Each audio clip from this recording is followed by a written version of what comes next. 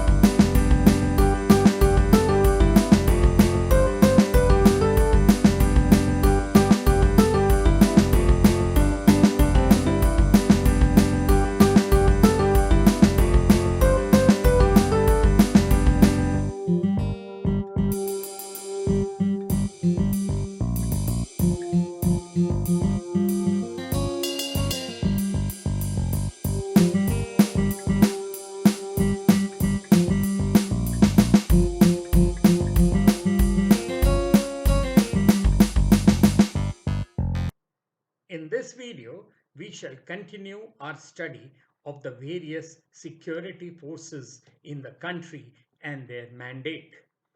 In my earlier videos, we have already had a look at the external security forces, that is the Army, the Navy, and the Indian Air Force.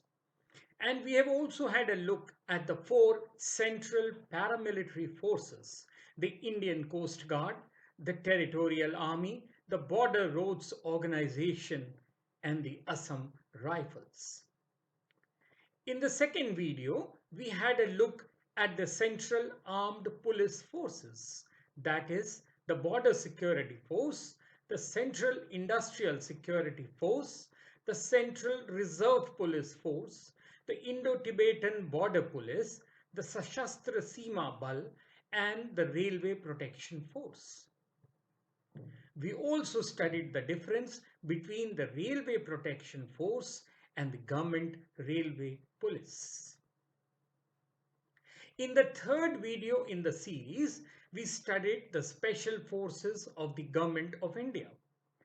And now, in the fourth and final video in this series, we come to the fourth group, that is the Central Intelligence and Investigating Agencies. Please do note that this is not an authoritative version of the central agencies. For that, you must go to the respective websites of the forces. This video will only give you a quick overview to help you prepare for any examination question, especially the civil services, where all answers are to be written in about 250 to 300 words only. The first of our central agencies is the National Investigating Agency, the NIA. It was established for combating terror in India. It is empowered to deal with terror-related crimes without special permission of the states. The agency came into existence with the enactment of the National Investigation Agency Act 2008 by Parliament on 31st of December 2008. Officers of the NIA are drawn from the Indian Police Service and the Indian Revenue Service and have all the powers, privileges, and liabilities which police officers have in connection with the investigation of any offense. The National Investigation Agency has concurrent jurisdiction, which empowers the agency to probe terror attacks in any part of the country, covering offences including challenge to the country's sovereignty and integrity, bomb blasts, hijacking of aircraft and ships, and attack on nuclear installations. It aims to develop as a storehouse of all terrorist-related information. The amendments to the National Investigation Agency Act have brought the offences relating to the smuggling in high-quality counterfeit Indian currency under the definition of a terrorist act aimed at damaging the monetary stability of the country, and therefore this can be investigated by the NIA. Our second central agency is the Central Bureau of Investigation, or the CBI. It is the Domestic Intelligence and Security Service of India, which simultaneously serves as the nation's prime federal law enforcement agency. As far as national security is concerned, it is comparable to the Americans' Federal Bureau of Investigation, the British MI5, or the Russian FSS. However, the CBI's powers and functions are limited to specific crimes by acts, primarily by the Delhi Police Special Establishment Act 1946. The CBI is involved in major criminal probes and is the Interpol agency in India. Over the years, the CBI has established a reputation as India's foremost investigative agency with the resources for complicated cases, and it was asked to assist the investigation of crimes such as murder, kidnapping, and terrorism. The Supreme Court and several high courts in the country have also been assigning such investigations to the CBI. Now, this is based on petitions filed by the aggrieved parties. In 1987, the CBI was divided into two divisions, the Anti-Corruption Division and the Special Crimes Division. Now, what is the relationship of the CBI with the state police? Maintaining law and order, after all, is a state responsibility, as police is a state subject, and the jurisdiction to investigate crime lies exclusively with the state police. The CBI, being a union subject, may investigate offences against central government employees or concerning affairs of the central government and employees of central public sector undertakings and public sector banks. The CBI also investigates cases involving the financial interests of the central government and breaches of central laws which are enforceable by the Government of India, like major fraud or embezzlement, multi-state organized crime, and multi-agency or international crimes. Our third central agency is the Research and Analysis Wing, popularly known as R&AW or even RAW. It is the primary foreign intelligence agency of India.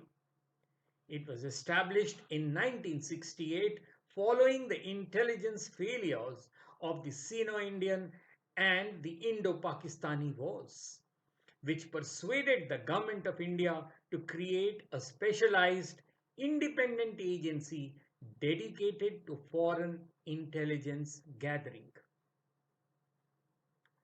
Previously, both domestic and foreign intelligence had been the purview of the Intelligence Bureau.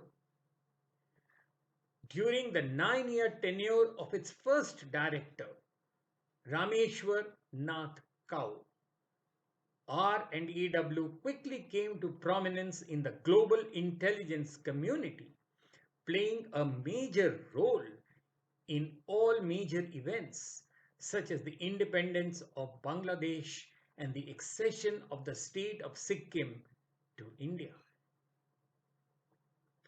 The agency's primary function is gathering foreign intelligence, engaging in counter-terrorism, promoting counter-proliferation, advising Indian policymakers, and advancing India's foreign strategic interests. It is also involved in the security of India's nuclear program. The present objectives include monitoring the political, military, economic and scientific developments in countries which have direct bearing on India's national security and the formulation of its foreign policy, molding international public opinion and influencing foreign governments with the help of the strong and vibrant Indian diaspora, that is, Indians living abroad in that particular country. The objectives also include covert operations to safeguard India's national interests, anti-terror operations, and neutralizing terror elements posing a threat to India. Many foreign analysts consider the R&AW to be an effective organization and identify it as one of the primary instruments of India's national power. Our fourth central agency is the Intelligence Bureau. It is India's internal intelligence agency.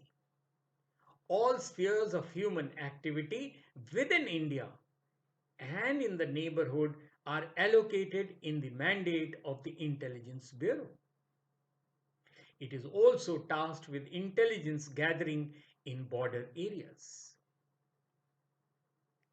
Initially, it was both the external as well as the internal security agency, but was bifurcated in 1968 and entrusted with internal intelligence only. It also executes counterintelligence and counter-terrorism tasks. Our fifth central agency is the Enforcement Directorate. The Directorate General of Economic Enforcement is a law enforcement and economic intelligence agency responsible for enforcing economic laws and fighting economic crime in India. It is part of the Department of Revenue of the Ministry of Finance. It comprises officers of the Indian Revenue Service, Indian Police Service, and the Indian Administrative Service. The origin of this directorate goes back to the 1st of May 1956, when an enforcement unit was formed in the Department of Economic Affairs.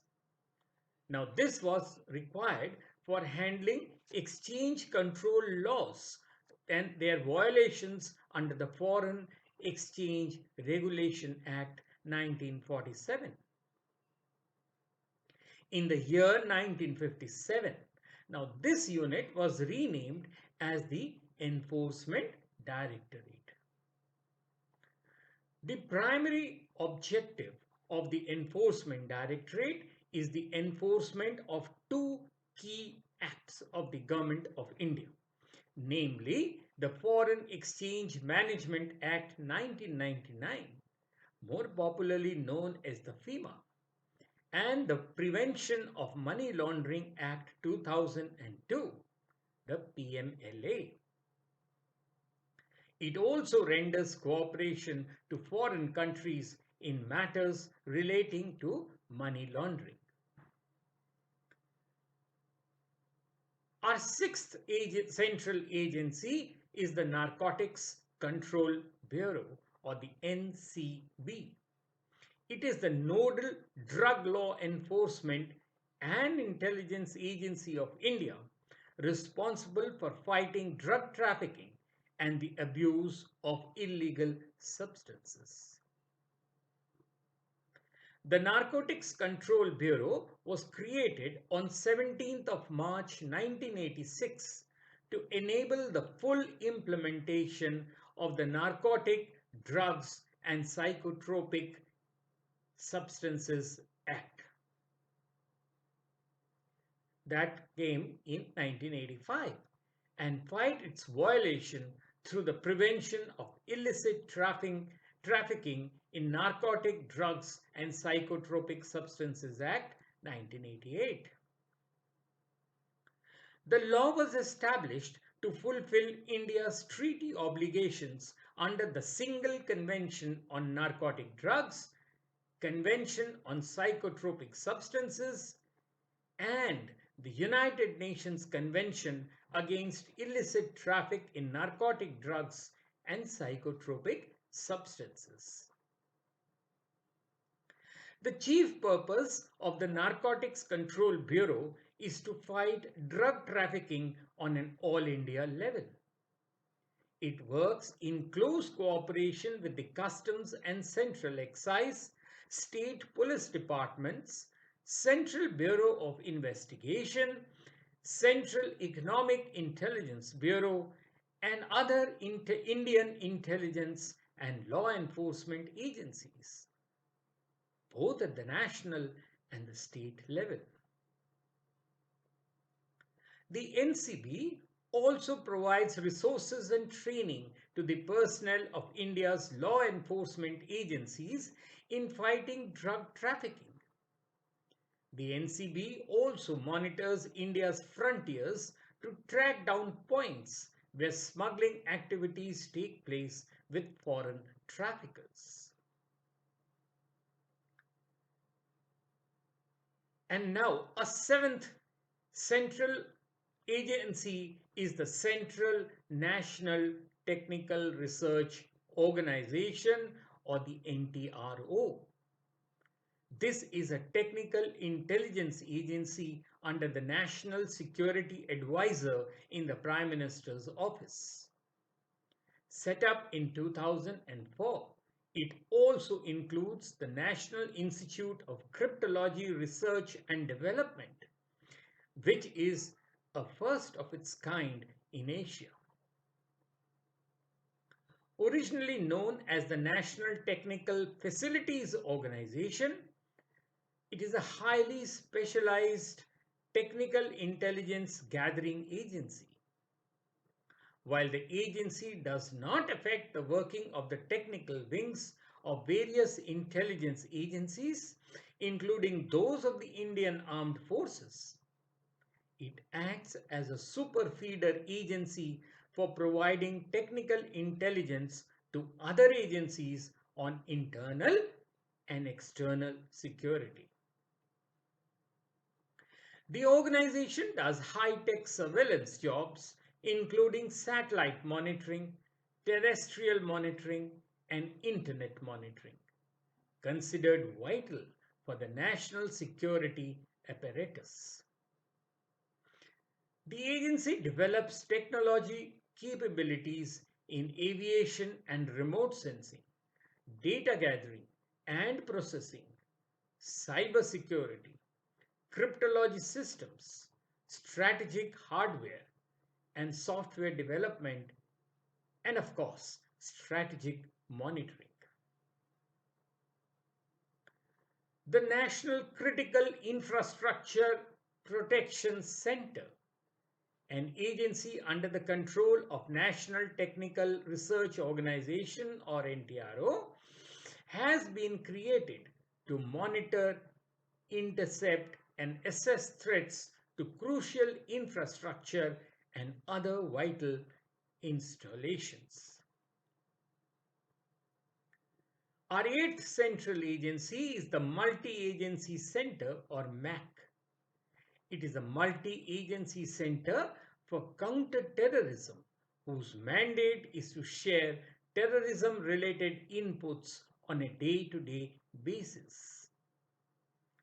Functioning since 2002, MAC and its subsidiary MAC, which is known as SMACs, have established 24/7 control rooms at many places to ensure timely sharing of information and better coordination between intelligence agencies.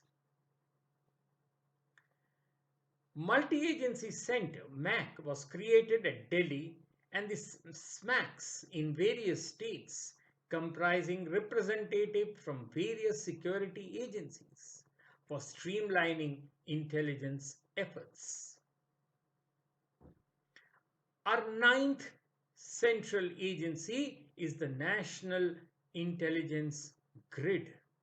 The NATGRID is a counter-terrorism program which will study and analyze the huge amounts of data from various intelligence and enforcement agencies to track suspected terrorists and prevent terrorist attacks.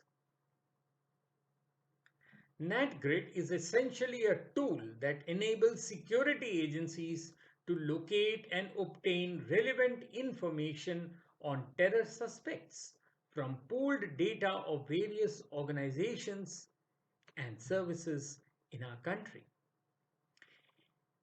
It will help identify, capture, and prosecute terrorists and help preempt terrorist plots. NATGRID is an intelligence sharing network that collates data from the standalone databases of the various agencies and ministries of the Indian government. It collects and collates a host of information from government databases including tax and bank account details, credit card transactions, visa and immigration records, and itineraries of rail and air travel. A post-Mumbai 26/11 attack measure, NATGRID aims to mitigate a vital deficiency, and that is the lack of real-time information. Now, this was one of the major hurdles in detecting US terror suspect David Headley's movement across the country during his multiple visits into India between 2006 and 2009.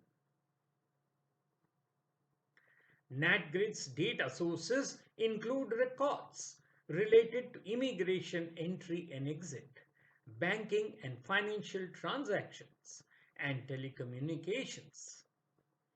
The agencies concerned include the Intelligence Bureau, local police and revenue and customs departments. NATGRID will eventually connect data providing organizations and users, besides developing a legal structure through which information can be accessed by the law enforcement agencies. That is, free sharing of vital information between the various government security forces. In the first phase, 10 user agencies and 21 service providers will be connected, while in later phases, about 950 additional organizations will be connected. In subsequent years, over 1,000 additional organizations will be connected.